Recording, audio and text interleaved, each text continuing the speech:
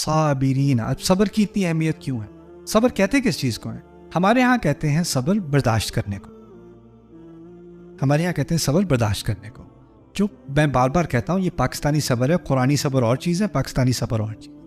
قرآن والا صبر کیا ہے کہ جو آپ صحیح کام کر رہے ہو وہ آسان ہو, مشکل ہو, کوئی سپورٹ کرے, کوئی نہ کرے, کوئی اکیلا ہو, کوئی سب کے ساتھ ہو, کوئی کمزور اپنے آپ کو محسوس کرے, کوئی طاقتور محسوس کرے, کوئی فرق نہیں پڑتا. جو میں نے کرنا ہے وہ میں نے کرنا ہے. میں نے ہٹنا نہیں ہے, میں نے پیچھے نہیں ہٹنا, میں نے پیچھے قدم, میں نے آہستہ قدم لینا ہے لیکن قدم میں نے ضرور لینا ہے, میں نے بڑھتے چلے جانا ہے. اسے کہتے ہیں صبر. صبر کی اگر تصویر اپنے ذہن میں ایک کھینچنی ہے نا کہ آندھی چل رہی ہے, ریت آپ کی طرف منہ میں آ رہی ہے اور آپ قدم چلتے چلے جا رہے ہو, یہ صابر ہے.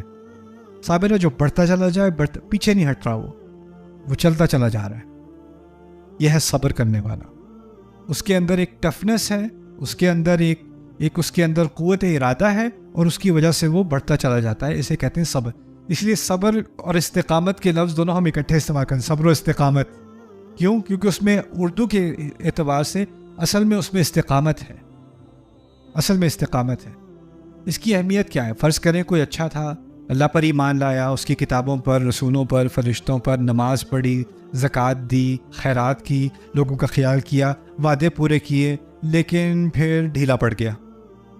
کس چیز کی کمی تھی؟ صبر کی کمی تھی.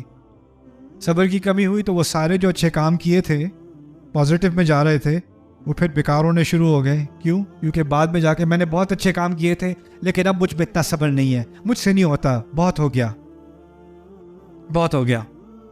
یہ کیا ہے؟ صبر کی کمی. میں مردوں اور عورتوں میں صبر کی کمی مختلف طریقوں سے آتی ہے.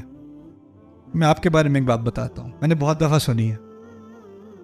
مجھے کہتا ہے میں بہت نماز وغیرہ, میں نے سوچا میں نماز پڑھنا شروع کروں, اور مجھے خیال ہوا کہ میں جاؤں اور میں اٹینڈ کروں اور میں کچھ سیکھوں. تو میں وہاں پہ گئی, پہلی دفعہ میں نے پردہ کیا اور میں نے نماز پڑھی, اور پیچھے سے کسی نے مجھے کہا آپ نے نماز غلط طریقے سے پڑھی ہے. پھر میں نے کہا بس میں یہاں واپس نہیں آ سکتا. اتنے ججمنٹل لوگ ہوتے ہیں یہ, اتنا مجھے جج کیا ان لوگوں نے, میں اب نہیں آ سکتی یہاں پہ. کیونکہ اس اتنا بڑا مجھے کیسے کہہ دیا انہوں نے, یہ کتنی بے دردی سے اس نے مجھے کامنٹ مارا. اب کمپیئر کرتے ہیں, یہ بندہ نماز پڑھنے گیا مسجد میں, کسی نے کہا تیرے پانچے اس سے نیچے, ٹہنے سے نیچے, تیری نماز نہیں ہوگی. وہ ایسے تیری نماز قبول نہیں ہوئی. کہتے ہیں ٹھیک ہے. اس کو two different reactions.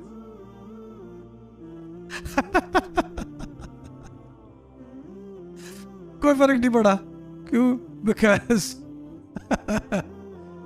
ان کا صبر کا امتحان اور طرح سے ہوتا ہے, آپ کے صبر کا امتحان اور طرح سے ہوتا ہے. آپ کو کوئی بات کہتے تو وہ بات خنجر کی طرح ایک دفعہ نہیں لگتی, وہ نکال کے آپ پھر دوبارہ لگاتے ہو, پھر نکال کے پھر دوبارہ لگاتے ہو, پھر نکال کے پھر دوبارہ لگاتے ہو. او مائی گاڈ, کتنی دفعہ کہا تھا؟ ایک دفعہ. ریپیٹ پہ لگائی. اس کو 1000 دفعہ کہہ دو, اس کو ایک دفعہ کا یاد نہیں رہتا. یہ بھی کہا تھا تم نے. ہاں, ہمارے صبر کا امتحان اور ان کے صبر کا امتحان اور. اللہ کی مخلوق ہے. ان سعیکم لشتی, تمہاری کوششیں مختلف ہیں. اللہ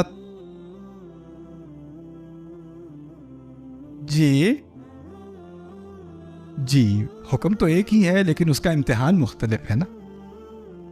حکم تو ایک ہی ہے, نماز کا بھی حکم ایک ہی ہے, زکوٰۃ کا بھی حکم ہے, صبر کا بھی حکم ہے, احکام تو ایک ہی ہیں. لیکن اللہ تعالیٰ نے جس طرح کہا نا رات دن مختلف بنائے, اسی کے ساتھ کہہ دیا کہ مرد اور عورت کو مختلف بنایا.